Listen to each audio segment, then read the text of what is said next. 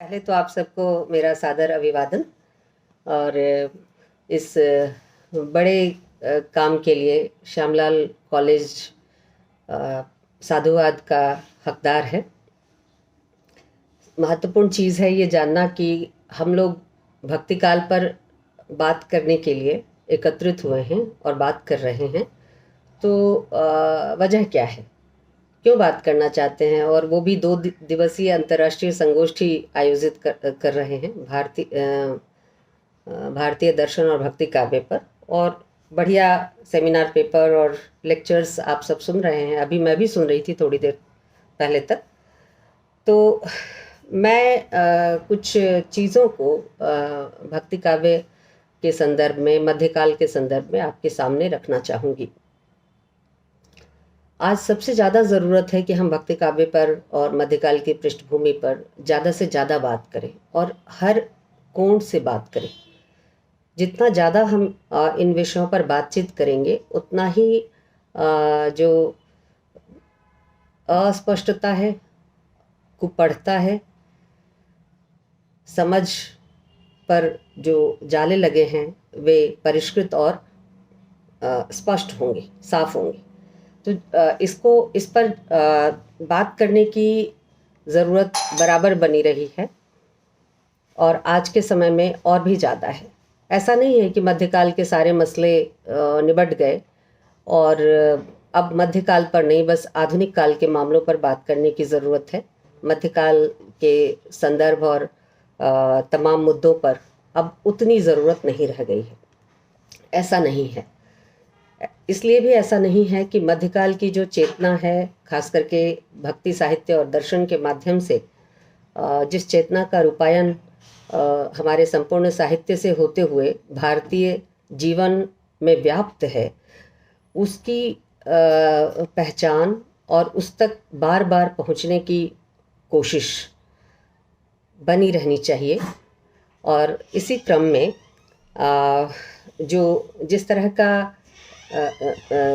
जिस तरह की व्याख्या, जिस तरह की बातचीत मध्यकाल को लेकर, खास करके भक्ति साहित्य का उद्भव और विकास जिस समय होता है, उस पूरे समयावधि को लेकर जिस तरह की बातचीत की गई है, मैं उस पर थोड़ी सी टिप्पणी करना चाहूँगी। सबसे महत्वपूर्ण चीज़ तो ये है कि भक्ति काल के संदर्भ की अगर हम बातचीत करें तो भारतीय इतिहास लेखन की जो प्रक्रिया है, जहाँ से भारतीय इतिहास लेखन का एक तरह से आरंभ हम मान सकते हैं, और उस प्रक्रिया में जो पहला नाम आता है वह जेम्स मिल का है। और जेम्स मिल ने जिस तरह से भारतीय इतिहास के विभिन्न कालखंडों का नामकरण किया, उसमें उसने 2 नामकरण ऐसे किए जो धार्मिक आधार पर थे, और तीसरा नामकरण उसने नेशनलिटी के आधार पर किया था। तो समझने की ज़रूरत है कि वे 2 विशेष नामकरण कौन से थे जो धार्मिक आधार पर किए गए थे, और उस नामकरण के करने के पीछे उद्देश्य क्या था, और उस उद्देश्य ने कहाँ तक परवर्ती चिंतन में, परवर्ती दर्शन और साहित्य के रूपायन में अपनी जगह बना ली। वह 2 नामकरण था। एक तो उसने प्राचीन भारत के लिए, यानी जो हमारी सबसे पुरानी ज्ञात संस्कृति और सभ्यता थी, उसके लिए उसने हिंदू सभ्यता नाम दिया। और जो मध्यकालीन भारत था, जो हमारा तत्काल पीछे का इतिहास था, उसके लिए उसने मुस्लिम सभ्यता या मुस्लिम भारत का नाम दिया। और तीसरा जो कि वर्तमान उनके लिए, आज हमारे लिए वो वर्तमान नहीं है, लेकिन ब्रिटिश इतिहासकारों के लिए जो वर्तमान मौजूदा सभ्यता थी, जो औपनिवेशिक सभ्यता थी, जो ब्रिटिश राज की सभ्यता थी, उस सभ्यता को उसने न तो ईसाई सभ्यता का नाम दिया, न ईसाई दर्शन का नाम दिया, न ईसाई भारत का नाम दिया। उसने उस भारत के लिए लिखा ब्रिटिश भारत, यानी नेशनलिटी से, जातीयता से जोड़कर उस कालखंड को चिन्हित किया। अब यह जो रूपायन है, यानी हिंदू सभ्यता, मुस्लिम सभ्यता और ब्रिटिश भारत, ये अपने आप में इस नामकरण की जो चालाकी है उसको उद्घाटित करता है और उस दृष्टिकोण को भी नुमाया करता है, प्रदर्शित करता है, जो बहुत शातिराने ढंग से भारत के एकीकृत अटूट चिंतन, साहित्य और दर्शन की परंपरा को एक विखंडित परंपरा के रूप में देखती है। और इसी क्रम में आप देखें कि जो मिल का इतिहास है उसने भारत में इतिहास लेखन की परंपरा पर ऐसा प्रभाव डाला कि बाद में भी जिन लोगों ने हिंदी साहित्य के इतिहास में काल विभाजन का आधार और नामकरण की खोज करने की कोशिश की, उन लोगों ने भी, यानी मेरा इशारा हजारी प्रसाद द्विवेदी की तरफ है, उन लोगों ने भी किसी अन्य नाम की उपयुक्तता के अभाव में जो सर्वाधिक स्वीकृत नाम माने वो प्राचीन, मध्यकालीन और आधुनिक भारत या आधुनिक साहित्य पदबंधों के इस्तेमाल के रूप में माना। यह इस पर भी कहीं ना कहीं मिल के इसी नामकरण की छाया दिखाई देती है। इसका कारण था इसके मिल और ब्रिटिश इतिहासकार जिस तरह से मध्यकाल और प्राचीन भारत के नामकरण और उसके एजेंडा को सेट कर रहे थे, उसका एक बड़ा कारण था कि यह दिखाना कि भारतीय लोग, भारतीय साहित्य, भारतीय दर्शन और चिंतन परंपरा किसी भी तरह से यूरोपीय दर्शन और चिंतन परंपरा के काबिल और योग्य और समकक्ष नहीं है। और इसके प्रत्युत्तर में जाहिर है कि यह मान लेना किसी भी जागृत जाति के लिए, भले राजनीतिक तौर पर वो पराधीन ही उस वक्त क्यों ना रही हो, यह मान लेना इतना सहज और आसान नहीं था। बिना तर्क वितर्क के, बिना विवाद और उलझन के इसको सहज ही स्वीकार कर लेना कि अंग्रेजों की जो भूमिका थी या यूरोपीय साहित्य और दर्शन का जो प्राकट्य है वह भारत के लिए बड़ा फायदेमंद था और भारतीय चिंतन, दर्शन, साहित्य लेखन की जो परंपरा थी वह कहीं ना कहीं कमतर थी। इस धारणा को मान लेना इतना आसान नहीं था और ना ही इसको सहज ही स्वीकृति मिल पाई।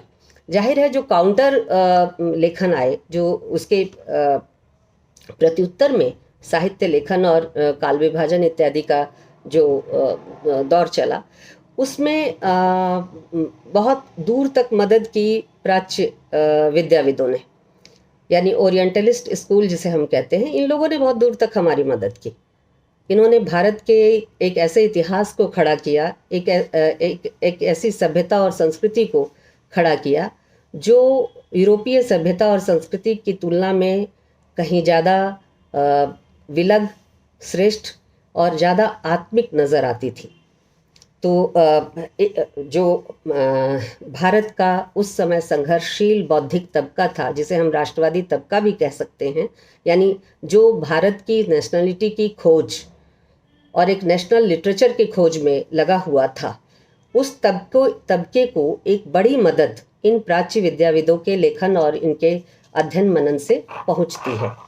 ये इस तबके ने बिना किसी सैद्धांतिक उलझन के प्राच्य विद्याविदों के बहुत सारे मतों को स्वीकार किया जो भारत के संदर्भ में भारतीय सभ्यता, संस्कृति और चिंतन, दर्शन के संबंध में थी।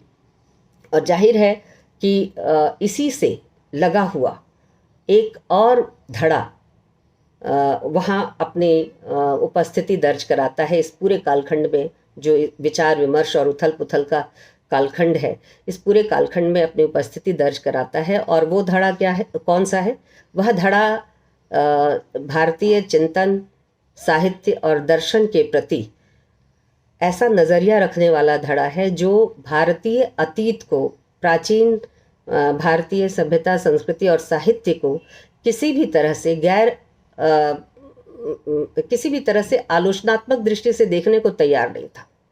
वह गैर आलोचनात्मक दृष्टि से, बिना किसी द्वंद्व के भारतीय सभ्यता, संस्कृति और दर्शन को सर्वश्रेष्ठ मानकर चलने में विश्वास करता था। जाहिर है कि उस समय की नेशनलिटी की यह भी एक ज़रूरत थी और बाई प्रोडक्ट के रूप में तमाम राजनीतिक, सामाजिक, सांस्कृतिक और सभ्यता मूलक आलोड़न विलोड़न का एक नतीजा यह भी था। तो जो इन सब से मिलकर भारतीय साहित्य और दर्शन की जो मध्यकालीन पृष्ठभूमि थी उसकी व्याख्या का एक टेक्स्ट हमको मिलता है। जाहिर है टेक्स्ट पुराना था लेकिन उसकी व्याख्याएं नई नई थी और उसमें आप देखते हैं कि हिंदी साहित्य के अंदर भी रामचंद्र शुक्ल से लेकर हजारी प्रसाद द्विवेदी और बाद के तमाम आलोचकों तक में हम भक्ति काल के संदर्भ में अलग अलग दृष्टि और अलग अलग स्थापनाओं को एक तरह से प्रमुखता देते हुए पाते हैं। यानी जो चीज़ रामचंद्र शुक्ल ने छोड़ दी उसे हजारी प्रसाद द्विवेदी जी आगे लेकर आए, जो द्विवेदी जी से छूट रहा था उसे रामविलास जी ने पूरा किया। इस तरह से भक्ति काल और मध्यकाल की जो ये पृष्ठभूमि थी, जो जिसका टेक्स्ट, जिसका बौद्धिक और दार्शनिक आधार पहले से मौजूद था, उसकी व्याख्या और पुनर्व्याख्या अब तक आधुनिक संदर्भों में भी चली आती रही है और इससे इसकी व्यापकता, इसके विस्तार का अंदाज़ा लगता है और इसके प्रभाव का भी अंदाज़ा लगता है। महत्वपूर्ण बात यह है कि जो हम कह सकते हैं कि जिस तरह से मिल ने इतिहास में अलग अलग कालखंडों का नामकरण प्रस्तुत किया, उसमें एक दिक्कत थी और दिक्कत जो थी वो उसे हिंदू सभ्यता या मुस्लिम सभ्यता नाम देने से दिक्कत थी। कहीं ना कहीं वहीं संप्रदायवाद के बीज भी मौजूद दिखाई देते हैं। अगर आप 13वीं शताब्दी के पहले के पुराने टेक्स्ट को उठाकर देखें तो उसमें अलग अलग जातीयताओं के लिए अलग अलग नाम दिया हुआ है। 13वीं शताब्दी के पहले तक मुस्लिम साहित्य का इस्तेमाल बिरले ही संदर्भों में हुआ है, न के बराबर हुआ है। वहाँ अरब लिटरेचर है, तुर्क लिटरेचर है, अरब जातीयता है, तुर्क जाति है, फारसी जाति है, लेकिन मुस्लिम साहित्य या मुस्लिम जाति जैसा संदर्भ 13वीं शताब्दी के पहले तक के साहित्य चिंतन और बौद्धिक विमर्श में नहीं आया है। उस काल के जितने भी स्रोत हैं, यानी आप प्राचीन भारत को समझने के लिए 13वीं शताब्दी तक का जितना भी स्रोत उठाकर देखिए, उसमें जो शब्दावली का इस्तेमाल है वे धार्मिक शब्दावली नहीं है, वे राजनीतिक शब्दावली हैं और धर्म का भी इस्तेमाल राजनीतिक संदर्भ से हुआ है, न कि धर्म का इस्तेमाल धार्मिक संदर्भ से हुआ है। तो ये एक महत्वपूर्ण डिमार्केशन लाइन है जिसको समझने की ज़रूरत है। आपको जिन नामों से आप देखिए कि इस साहित्य में, इस कालखंड के साहित्य में प्राप्त पाठों में जिन नामों से विदेशियों को, आक्रांताओं को या अन्य जातीयता के लोगों को एड्रेस किया गया है, वे नाम कौन से हैं? आप मलेच्छ का प्रयोग, आप उदाहरण के तौर पर कह रही हूँ, मलेच्छ का प्रयोग बहुत पाठों में आपको मिलेगा, लेकिन ये मलेच्छ कोई धार्मिक संज्ञा नहीं है। मलेच्छ जो है वो सांस्कृतिक भिन्नता बताने वाली संज्ञा है, न कि किसी धर्म विशेष के लिए मलेच्छ शब्द का प्रयोग किया गया। बाद में ये चीज़ें 13वीं शताब्दी के बाद के टेक्स्ट में ये चीज़ें रूढ़ होती चली गई और इसी तरह से सबसे महत्वपूर्ण और सबसे चर्चित जो मिल के इतिहास का हिस्सा है वो हिंदू सभ्यता में हिंदू शब्द है। ये हिंदू जो शब्द है यह भी कोई भारतीय शब्द नहीं है और ना ही भारतवासियों की अपनी डिक्शनरी या शब्दावली से इसकी उत्पत्ति हुई है, बल्कि इस शब्द का प्रयोग उन लोगों के लिए किया गया जो सिंधु नदी के आसपास निवास करते थे और उसके निवासी थे, या और इसकी छाया बाद तक के भाषा के विकास और नामकरण में भी देख सकते हैं। जैसे हिंदी कौन है? जो हिंद प्रदेश में रहता है वह हिंदी है, और हिंदवी क्या है? जो हिंद प्रदेश में रहने वाले लोगों की बोली है वो हिंदवी है। तो बाद में भी इसकी छायाएं आपको जो आधुनिक खड़ी बोली और उर्दू के विवाद के इतिहास के संदर्भ में भी दिखाई देती है। तो जितने भी जो अरब, तुर्क और फारसी लोग आए, उन लोगों ने सिंध नदी के आसपास बसने वाले लोगों के लिए सिंधु न कह के हिंदू शब्द का इस्तेमाल किया और ये एक विदेशी शब्द था। तो जितने दरअसल हम कह सकते हैं कि आधुनिक हिंदू धर्म के लक्षण खासतौर पर भक्ति संप्रदायों का पहचान में आने योग्य आरंभ इस मध्यकाल में ही दिखाई देता है, जिसको हम लोग मिल के शब्दों में कहें तो मुस्लिम सभ्यता या मुस्लिम काल हम मुस्लिम पीरियड के रूप में रेखांकित करते हैं। यानी जो हिंदू या हिंदू दर्शन से चिन्हित जो भक्ति काव्य है, उसकी असल पहचान जब बनने लगती है वो 13वीं शताब्दी के बाद की है, पहले नहीं है। लेकिन जो उसके विभाजन की प्रक्रिया मिल स्थापित करते हैं, यानी प्राचीन भारत को उसके एक मॉडल के रूप में खड़ा करते हैं, वह आधुनिक ब्रिटिश इतिहास लेखन की एक दृष्टि है, जिसको उसकी चालाकी को समझना बहुत ज़रूरी है। इसी तरह से अगर आप थोड़ा सा इतिहास के पन्ने को और पलटें तो मैं जानबूझ के इतिहास के इन घटनाओं का उल्लेख इसलिए कर रही हूँ कि आधुनिक साहित्य के इतिहास के पन्ने को पलटने के क्रम में हम मेडिवल पीरियड के इतिहास के पन्ने को भी पलटेंगे, और इसलिए पलटेंगे कि आज की बहुत सारी बहसें, आज के बहुत सारे जीवन शैली के प्रश्न, आज के बहुत सारे राजनीतिक और आर्थिक मुद्दों के प्रश्न इनसे जुड़े हुए हैं। महत्वपूर्ण है ये जानना कि क्या भारत में जो अलग अलग समय पर लोग आए, उन सबको हम मुस्लिम कह के एड्रेस कर सकते हैं? नहीं कर सकते, क्योंकि उनको जब हम भारत में मुस्लिम धर्म के शासकों की स्थापना का कोई एक कालखंड नहीं है कि 100 तारीख से भारत में मुस्लिम साम्राज्य की स्थापना हो गई, और अब जो साहित्य लिटरेचर पैदा हो रहा है, जो मुस्लिम साम्राज्य के भीतर लिटरेचर जो पैदा हो रहा है, वो भक्ति काल का लिटरेचर है और भक्ति साहित्य है। ऐसा हम नहीं कह सकते, क्योंकि भारत में अगर इन्वेडेशन की प्रक्रिया को हम देखें, भारत में अगर आक्रांताओं के आने की प्रक्रिया को अगर हम देखें, तो 8वीं शताब्दी से तुर्कों के आगमन से शुरू हो जाती है। उसके बाद 11वीं शताब्दी में पंजाब का एक हिस्सा गुलाम होता है। फिर अगर आप दक्षिण भारत की बात करेंगे तो वहाँ 14वीं शताब्दी में जाकर मुस्लिम राजवंशों की शासन व्यवस्था स्थापित होती है। तो भारत में जो इस्लाम धर्म को मानने वाले लोग थे, वे एक कालखंड में नहीं आए थे, अलग अलग समय में आए थे। और अगर वैसे देखें, एक पूरे कालखंड के संदर्भ में देखें तो 8वीं शताब्दी से ये प्रक्रिया शुरू हो रही है। और इसलिए जो भक्ति काल को लेकर बहुत सारी विवेचना की जाती है, उसके बारे में बहुत सारे तथ्य दिए जाते हैं और मान्यताओं को स्थापित किया जाता है कि पराधीन जाति के लिए हताशा से उठने का और कोई मार्ग नहीं था। जैसा रामचंद्र शुक्ल ने कहा या ग्रियर्सन ने कहा कि बिजली की चमक की भांति भक्ति काल एक साथ पूरे भारतवर्ष में फैल गया, ऐसा नहीं था। उसकी प्रक्रिया एक लंबे समय से घटित हो रही थी और किसी एक दिन, एक तारीख को वह नामांकित या चिन्हित नहीं हुई। तो जब हम भक्ति साहित्य पर बात करते हैं तो अभी मैं सुन रही थी भक्ति की जो दार्शनिक व्याख्या की जा रही थी, वह एक अनिवार्य पक्ष है। भक्ति को कहाँ से देखें, कैसे समझें, उसका दार्शनिक आधार क्या है, किस किस जगह क्या कहा गया है, वो जानना ज़रूरी है। लेकिन उससे भी ज़्यादा जानना ज़रूरी है कि कोई लिटरेचर किसी खास समय और समाज में क्यों पैदा होता है और क्यों अपना प्रभाव डालता है।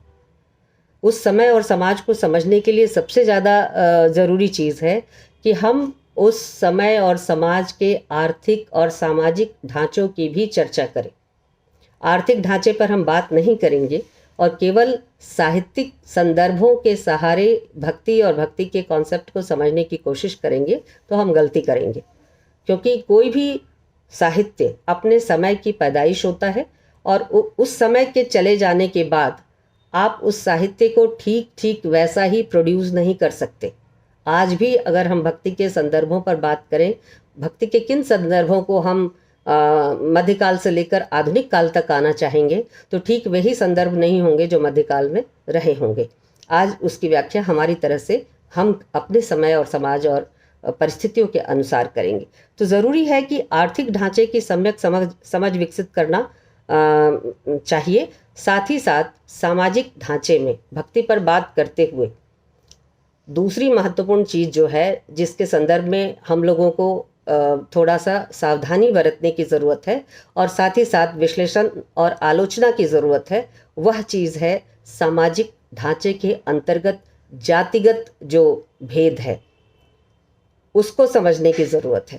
भक्ति के संदर्भ को सिर्फ ये कहकर हम नहीं निपटा सकते कि वहाँ सभी जातियों के समन्वय की और अभेद की बात की गई है, लेकिन इस बात को करने के पीछे जो भेद रहा होगा, और साहित्य में बहुत सारी चीज़ें सदिच्छाओं से चलती हैं, लेकिन समाज में सदिच्छाओं से चीज़ें नहीं चलती हैं। वहाँ ठोस सामाजिक संबंध होते हैं जिनमें विभिन्न सामाजिक शक्तियाँ काम करती हैं, और वे सामाजिक शक्तियाँ वर्चस्व के आधार पर काम करती हैं।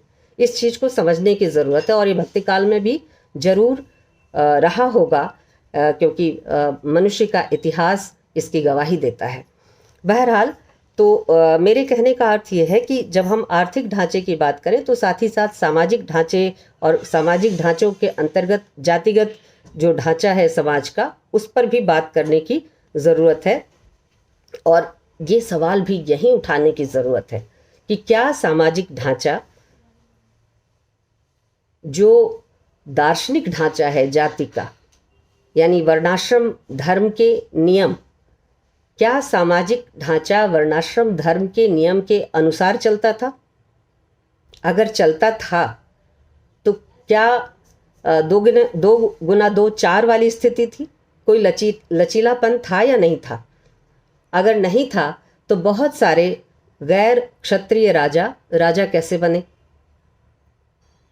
ये एक सवाल है। यानी कि जो सामाजिक ढांचा था उसमें लचीलेपन के लिए भी गुंजाइश थी, लेकिन वह कितना और किन संदर्भों में थी, इस पर विवेचना और आलोचना की ज़रूरत है। एक और महत्वपूर्ण चीज़ कि जब हम मध्यकाल की बात करते हैं, मध्यकाल के संदर्भ और आधुनिक काल की भी बात करते हैं। आप आधुनिक काल का जो मोटे तौर पर काल विभाजन करते हैं और मध्यकाल का मोटे तौर पर जो काल विभाजन करते हैं, उसमें मध्यकाल कहते ही आपको सामाजिक संघर्ष और तनाव के बहुत सारे बिंदु स्वयं ही जाहिर हो जाएंगे, क्योंकि वो हमें इतना पढ़ाए, समझाए और बताए गए हैं कि सहज ही हम पहचान लेते हैं कि मध्यकाल का मतलब है सामाजिक संघर्ष की ये और ये स्थितियाँ। आधुनिक काल का मतलब है सामाजिक, राजनीतिक, आर्थिक संघर्ष की ये और ये स्थितियाँ, यानी ब्रिटिश सत्ता का हमारे देश में मौजूदगी, विभिन्न औपनिवेशिक ताकतों की हमारे देश में मौजूदगी, उन ताकतों की आपसी लड़ाइयाँ और उनके आपसी हित, उनके जय और पराजय की कहानियाँ, साथ ही साथ भारतीय जो संसाधन थे, भारतीय चाहे वो मानवीय संसाधन हो या फिर अन्य किस्म के भौतिक संसाधन हो, उन संसाधनों का दोहन, और इस तरह से भारतीयों के लिए खास तरह का कहें कि ज्ञानात्मक अनुशासन का विकास, ये सारी स्थितियाँ, और औद्योगिक क्रांति, औद्योगिक सभ्यता, औद्योगिक पूंजीवाद की प्रगति इत्यादि, ये सारी स्थितियां हम आधुनिक काल के संदर्भ में बातचीत के क्रम में, और जैसे ही विचार या आधुनिक काल नाम हमारे सामने आता है, हम इन सारी स्थितियों को अपने जहन में ले आते हैं। मध्यकाल के संदर्भ में कहें तो मध्यकाल के संदर्भ में कुछ चीज़ें बहुत रूढ़ हो चुकी हैं। बहुत आराम से हम मध्यकाल के तनाव और संघर्षों को आइडेंटिफाई कर लेते हैं। सीधे सीधे हम साहित्य इतिहास हमारा गवाह है इसका। रामचंद्र शुक्ल से लेकर हजारी प्रसाद द्विवेदी तक ने इन संघर्ष और तनाव की स्थितियों को चिन्हित किया है। गियर्सन ने भी बताया है, और जितने भी ब्रिटिश इतिहासकार हैं वे अपने तरीके से बताते रहे। लेकिन मध्यकाल में जो तनाव की स्थितियां हैं या दिखाई देती हैं, क्या उसके पहले का जो समाज है, यानी जिसे हम प्राचीन भारत कहते हैं, जहाँ से हम अपने धर्म, दर्शन, परंपरा इत्यादि की शुद्धता, पवित्रता, इन तमाम चीज़ों का कॉन्सेप्ट उठा कर लाते हैं, क्या उस समाज में किसी भी तरह का कोई तनाव, कोई संघर्ष नहीं रहा होगा? आर्थिक तनाव, सामाजिक संघर्ष, चिंतन और बुद्धि के क्षेत्र में कोई विवाद नहीं रहा होगा? अगर रहा है तो उनकी निशानदेही कहाँ गायब है? वो एक एकदम सपाट सी क्यों दिखती है? उस पर चर्चा ना के बराबर क्यों होती है? इन सवालों से भी हमें गुजरने की ज़रूरत है, क्योंकि किसी भी सभ्यता, किसी भी समाज और किसी भी जाति का विकास बिना संघर्ष, विवाद, तनाव के संभव नहीं है। इतना सामंजस्य, इतना सहमेल, इतना जो एकाकारिता जो मध्यकाल में कुछ बिंदुओं पर दिखाई देती है, उसका एक बड़ा आधार प्राचीन भारत में वे तनाव, संघर्ष और विवाद की स्थितियां रही होंगी, जिनको एक तरह से समेट कर या कम कर मध्यकाल के कवि, दार्शनिक आगे बढ़े होंगे। तो इन तमाम चीज़ों की पहचान और निशानदेही की ज़रूरत है, और साथ ही साथ अगर हम इसको खोज पाएंगे तो अपने इतिहास को, अपने साहित्य को और अपनी बौद्धिक जो धरोहर है उसको हम सही प्रकाश में, सही तरीके से देख पाएंगे, उसके पक्ष या विपक्ष को तय कर पाएंगे, उसको स्वीकार या अस्वीकार कर पाएंगे। लेकिन जब तक हम उसकी निशानदेही ही नहीं करेंगे, तब तक संभव नहीं है कि हम किसी भी रूप में उसको पहचान पाएं या उसके साथ या उसके खिलाफ खड़े हों। अंधानुकरण किसी भी तरह का, चाहे वो बुद्धि के क्षेत्र में हो, चाहे सामाजिक प्रगति के क्षेत्र में हो, बहुत मददगार साबित नहीं हो सकता। तो जाहिर है कि भक्ति काल पर बात करते हुए इसके विस्तार की तरफ भी हमारा ध्यान जाता है। भक्ति काल सिर्फ एक जगह पैदा हुआ और एक जगह ख़त्म नहीं हो गया। भारत का जो डेमोग्राफी है, भारत की जो डेमोग्राफी है, भारत की जो भौगोलिक स्थिति है, सांस्कृतिक स्थिति है, राजनीतिक स्थिति है, इसमें भक्ति काल अलग अलग जगहों पर अलग अलग तरीके से उद्भूत हुआ, अलग अलग दिशाओं में चला, और फिर कुछ उसकी साझी विरासत भी रही है, और वह साझी विरासत संतरित होते हुए आज हम तक भी पहुंची है। सवाल है कि उनको हम देखें, जानें और समझें। तो भक्ति काल के जो विस्तार का एरिया है, जाहिर है कि आप सब जानते हैं, विद्यार्थियों और हमारे बुद्धिजीवी सहकर्मियों को पता ही है कि भक्ति काल के संदर्भ की जब बात आती है तो हम उसका एक दाक्षिणात्य संदर्भ उठाकर लाते हैं।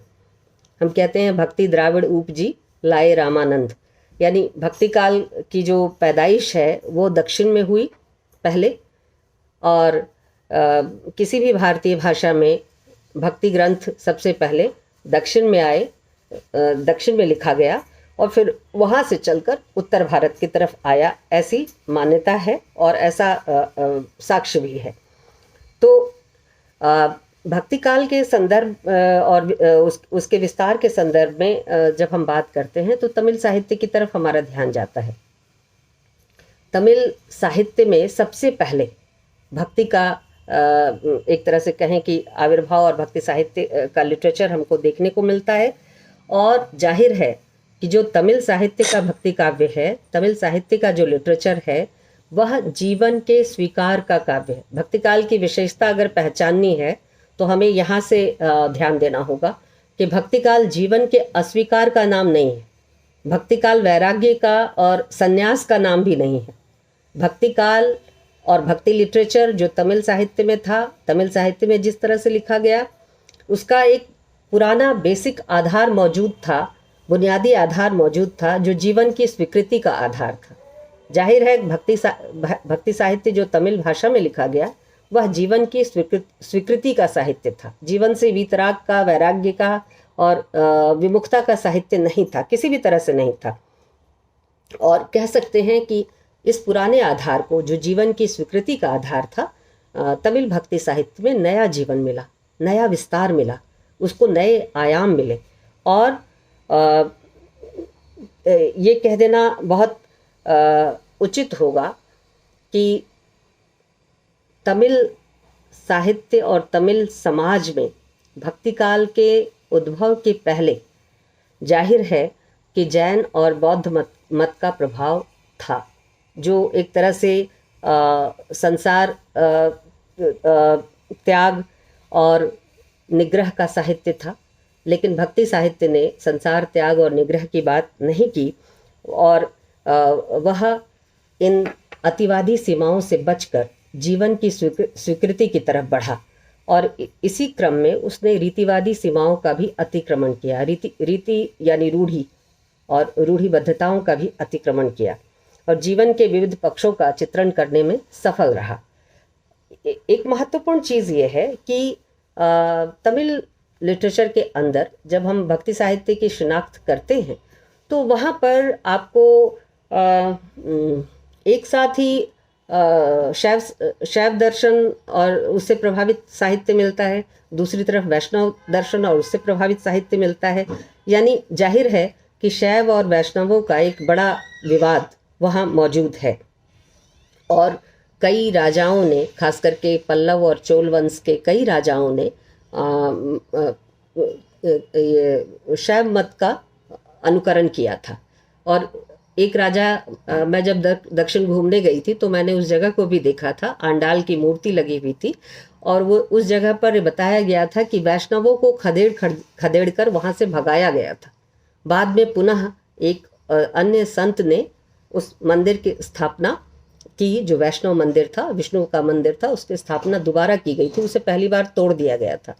तो जाहिर है कि एक विवाद वहाँ पर रहा था और ऐसा इसलिए था कि चूंकि राजसत्ता एक खास मत के साथ थी, लेकिन ये चीज़ बहुत दूर तक नहीं चलती है और बाद में हम वैष्णव परंपरा में ही कंब रामायण की वहाँ पर उपस्थिति पाते हैं। ठीक है, तो संत चाहे शैव हो चाहे वैष्णव हो, उनकी सबसे बड़ी उपलब्धि जो थी वो ये थी कि शैव दर्शन से प्रभावित संतों ने भी और वैष्णव दर्शन से प्रभावित संतों ने भी, सबसे बड़ी उनकी जो उपलब्धि थी वह सामाजिक संदर्भों में जाति के बंधन को ढीला किया जाना था। एक महत्वपूर्ण पक्ष है भक्ति आंदोलन का, भक्ति साहित्य का, कि इसने जाति के बंधन को हर जगह शिथिल करने में अहम भूमिका निभाई। जाति के जकड़बंदियों को, जाति के आधार पर किए जा रहे भेदभाव को दूर करने में और मनुष्य की समानता की बात करने में भक्ति साहित्य ने एक रूपता दिखाई है और यह जो एकजुटता है भक्ति साहित्य की, यह सबसे बड़ी ताकत है। तो इसके साथ ही साथ आप कई उदाहरण आपको मिलेंगे, कई पाठ आपको मिलेंगे जिसमें शूद्र के साथ साथ ब्राह्मणों की एक रूपता, उनकी तुलना, स्त्रियों के साथ साथ पुरुषों की तुलना और समरूपता, और इसी तरह से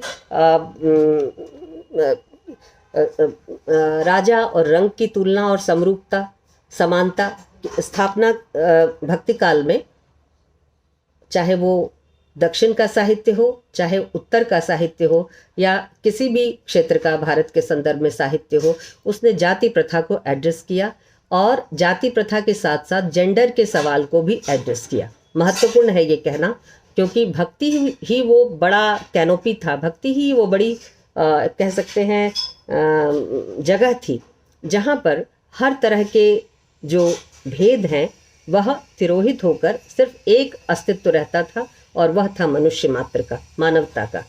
आपने चंडीदास को सुना, चंडीदास को जाना। चंडीदास जो बंगाल के कवि थे, उन्होंने कहा कि सवार ऊपरे मानुष सत्य ताहार ऊपरे नाय।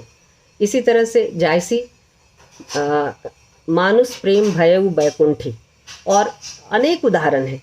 हमारे अनिल राय जी बैठे हुए हैं, उनको तो ये सब मुखस्त है, वो सुनाएंगे अभी।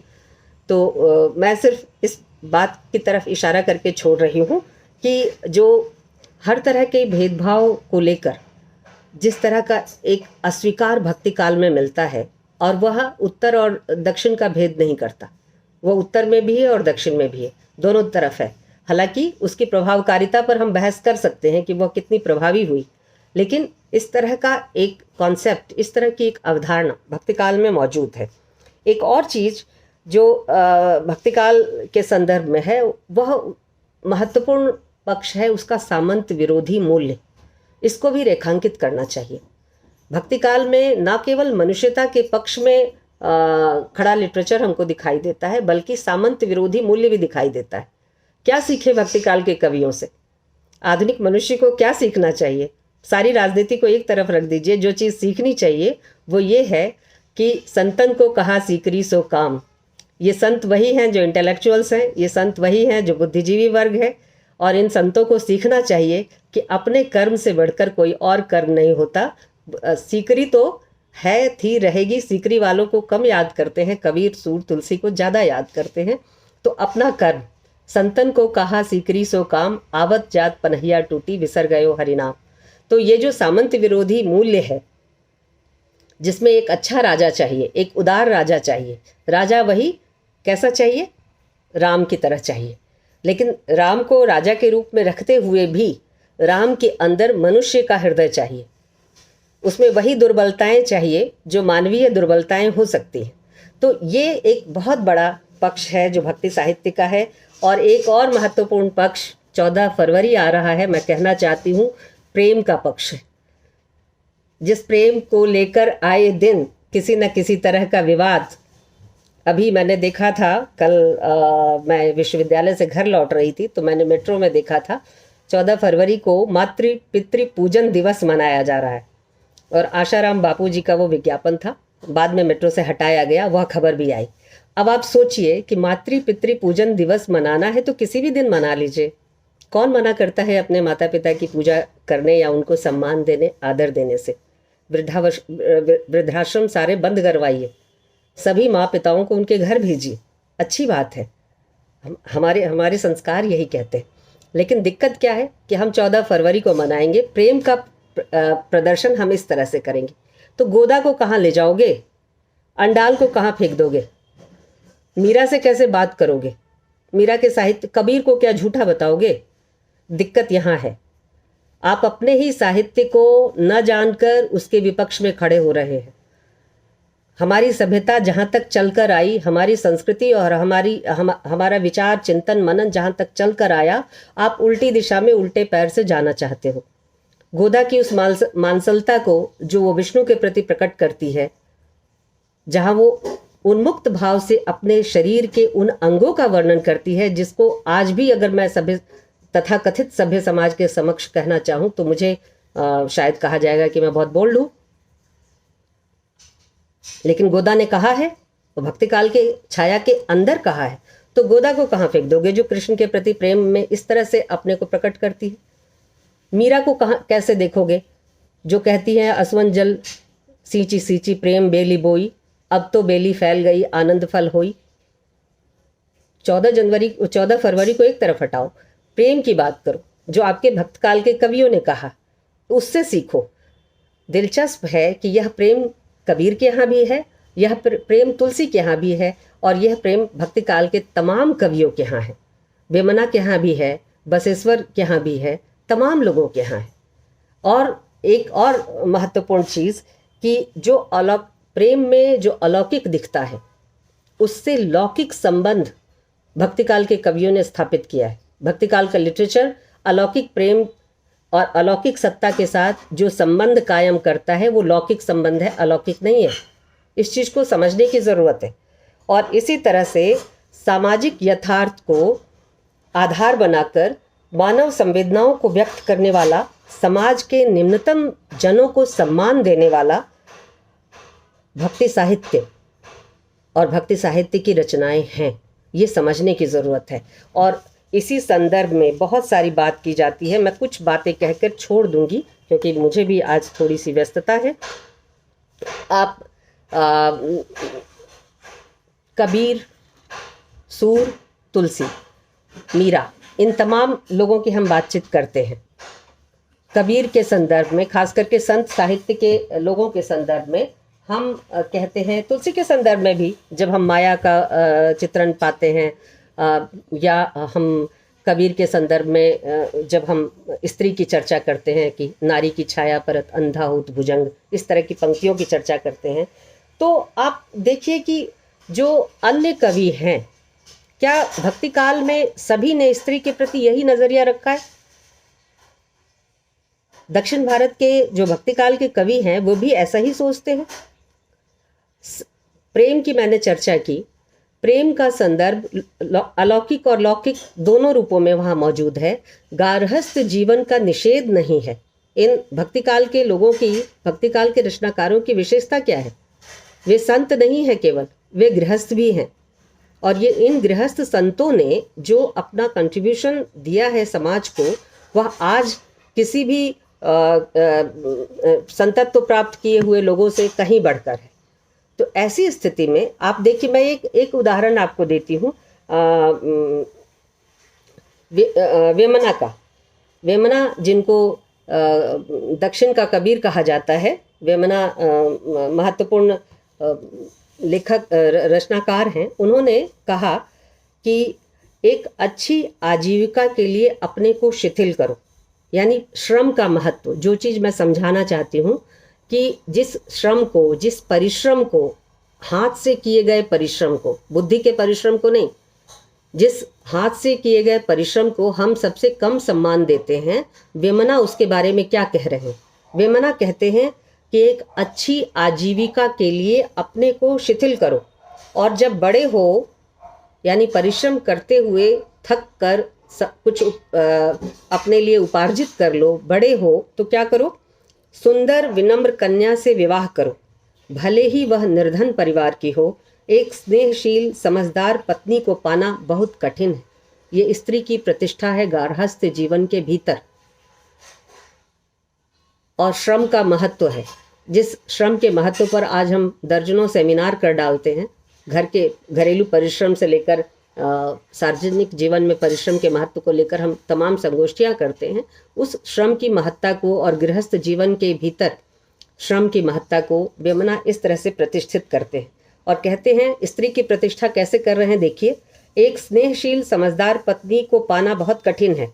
अगर भाग्य से तुम्हें एक मिलती है तो तुम्हारा सुख निश्चित है। वह तुमको यह अनुभव करने देगी कि तुम घर संसार के प्रभु हो। अगर बच्चे भी अच्छे हों तो सुख भी स्वर्गीय है। स्वर्ग कहाँ है? सुंदर गृहस्थी में स्वर्ग है। ईमानदारी से और बिना आराम के अपनी और अपने परिवार की आवश्यकताओं की पूर्ति के लिए निरंतर कार्य करते जाओ। बिना श्रम के जीवन में कुछ नहीं मिलेगा। आज क्या है? शॉर्टकट। श्रम नहीं चाहिए, शॉर्टकट बता दो। तो इस शॉर्टकट के लिए कोई जगह नहीं है। भक्ति काल में शॉर्टकट के लिए जीवन यापन के साधनों को जुटाने से लेकर अच्छा और सुंदर जीवन बिताने तक के लिए इस शॉर्टकट का कोई तरीका भक्ति काल में नहीं है। वहाँ श्रम है, निरंतर श्रम है, श्रम की प्रतिष्ठा है और इस श्रम का सुख है। स्त्री के लिए भी इसी श्रम से सम्मान अर्जित किया जा सकता है। जो श्रमिक वर्ग है वह अपनी स्त्री के लिए भी सम्मान का भाव रखेगा। सुंदर गृहस्थी चलेगी अगर परिश्रम होगा उसके मूल में, तो गृहस्थी अच्छी चलेगी। और उन्होंने आगे कहा, निर्धनता एक दावानल है। गरीबी को कैसे, पॉवर्टी को कैसे देख रहे हैं? निर्धनता एक दावानल है। तुलसीदास को याद कीजिए, कलयुग चित्रण। वो 10 सिर वाले रावण की तरह कल्पना करते हैं गरीबी की। और यहाँ वेमना कहते हैं एक दावानल है, जंगल में लगी हुई आग की तरह है, दावानल है, और वह तुमको तो निगलेगी ही, साथ ही साथ उन सबको भी निगलेगी जो तुम्हारे प्रिय हैं। निर्धनता पाप है। इस थियरी को, इस सिद्धांत को आप गांधी जी तक भी ले जा सकते हैं। गांधी जी ने भी निर्धनता को दूर करने की बात की, परिश्रम के महत्व को स्थापित किया, धन की आवश्यकता को स्थापित किया, लेकिन धन और परिश्रम कितना चाहिए इसको संतों से सीखा, संत कवियों से सीखा, जो संतोष धन को सबसे बड़ा धन मानते। आप पूंजीवाद के तमाम रूपों की काट भक्तिकाल के साहित्य के जरिए प्रस्तुत कर सकते हैं, जब आप पाएंगे कि जो आर्थिक मॉडल है और सामाजिक जो विश्लेषण है पूंजीवादी समाज का, वह किस तरह से भक्तिकाल की जो विवेचना है, भक्तिकाल का जो विश्लेषण है, उससे खंडित होता है। धन चाहिए, निर्धनता पाप है, निर्धनता से बड़ा गुनाह कुछ नहीं है। श्रम को स्थापित करो, लेकिन उस श्रम में सम्मान का भाव हो। वह श्रम केवल बेगार का और दासों का श्रम ना हो, जो एक वर्ग के हित को केवल पोषित करता हो, उसे मोटा और मोटा और मोटा बनाए चला जाता हो, और बहुत बड़ा वर्ग उस सुख और समृद्धि से वंचित रहता हो। कबीर ने कहा, साईं इतना दीजिए जामे कुटुम समाए, मैं भी भूखा ना रहूं साधु न भूखा जाए। और इसी तरह से अन्य कवि ने कहा कि जब आवे संतोष धन, सब धन धूरी समान। लेकिन आपको पूंजीवादी सभ्यता, पूंजीवादी समाज की स्पर्धा क्या सिखाती है? और ये जो गला काट स्पर्धा है, जो कंपटीशन को अपना बीज मंत्र मानती है, यह संतोष के लिए जगह नहीं रखती। इसमें कहा जाता है कि बस इतने से संतुष्टि हो गई, ये दिल मांगे मोर और चाहिए। तो ये जो और है, इसका एक विकल्प गांधी जी के पास भी था। उन्होंने भी समझाया था कि हमारा आर्थिक मॉडल क्या हो और सामाजिक ढांचा क्या हो। उसका आधार उन्होंने वही हमारी पुरातन संस्कृति, वही भक्ति काव्य और जिसे वो वैष्णव जन की तरह देखते थे, वही समाज और संदर्भ था। उसमें गांधी जी ने हिंद स्वराज की कल्पना की थी और उतना ही धन, उतनी ही कमाई की आवश्यकता बताई थी जितना जीवन निर्वाह के लिए ज़रूरी है। अपने को संतुष्ट रखना, संतोष से रखना, और यही आज के समय की भी ज़रूरत है। आज जिस पर्यावरण की चर्चा कर रहे हैं, आज जिस ग्रीन गैस की चर्चा कर रहे हैं, आज जिस प्रदूषण की चर्चा कर रहे हैं, पर्यावरण असंतुलन की चर्चा कर रहे हैं, वे सब क्यों पैदा हो रहे हैं? इसी कंपटीशन के भाव से, इसी स्पर्धा के भाव से, इसी बहुत कुछ अपने में समा लेने के भाव से। और भक्ति काल इसी के खिलाफ खड़ा नजर आता है। वह एक सामाजिक मॉडल देता है, वह एक आर्थिक मॉडल देता है, वह जीवन मूल्य के रूप में तमाम सदाचरणों को, तमाम नैतिक स्थितियों को एक मानक के रूप में पेश करता है कि एक अच्छे गृहस्थ को कैसा होना चाहिए, एक अच्छे पुत्र को कैसा होना चाहिए, एक अच्छी स्त्री को कैसा होना चाहिए। और जिन स्त्रियों की निंदा या जिन परिस्थितियों में किसी स्त्री चरित्र की या स्त्री जाति की निंदा वहाँ दिखाई देती है, वह इस चीज़ से समझ में आ जाएगी कि वो गृहस्थ स्त्री की निंदा नहीं है, वह ऐसी स्त्री की निंदा है जो कंचन के साथ युक्त स्त्री है, कंचन और कामिनी है। उस वहाँ वो माया रूप है। माया जो एक फिलोसॉफिकल टर्म है, लेकिन माया को हम जैसे डिफाइन कर सकते हैं, माया पूंजी भी है, माया धन भी है, ऐश्वर्य भी है, भोग भी है, विलास भी है, ये भी माया है। और माया के संदर्भ से जब स्त्री जुड़ जाती है, उस स्त्री की झाई पड़ने से कबीर दास कहते हैं कि जब भुजंग अंधा हो जाता है तो सामान्य जनों की बात ही क्या है। वहाँ गृहस्थ स्त्रियों की, जिसको कबीर ने सती के रूप में बार बार स्थापित किया है और उसको अपना आदर्श माना है, उस स्त्री की निंदा नहीं है। तो भक्ति काव्य की जो कविता है, भक्ति काव्य की जो चिंता है, वो स्त्री के खिलाफ नहीं है, वह शूद्रों के खिलाफ नहीं है, दलितों के खिलाफ नहीं है, वह अल्पसंख्यकों के खिलाफ नहीं है। उसे सीखने की ज़रूरत है। वो सांप्रदायिक सौहार्द के साथ है, वो समानता के साथ है, वह सामंजस्य के साथ है, और वह एक वैकल्पिक मॉडल देता है आधुनिक समाज के विकास का भी। मैं इन्हीं शब्दों के साथ अपनी बात खत्म करती हूँ और आप सबका आभार प्रकट करती हूँ कि आपने मुझे ध्यानपूर्वक सुना। धन्यवाद। आपका बहुत बहुत आभार।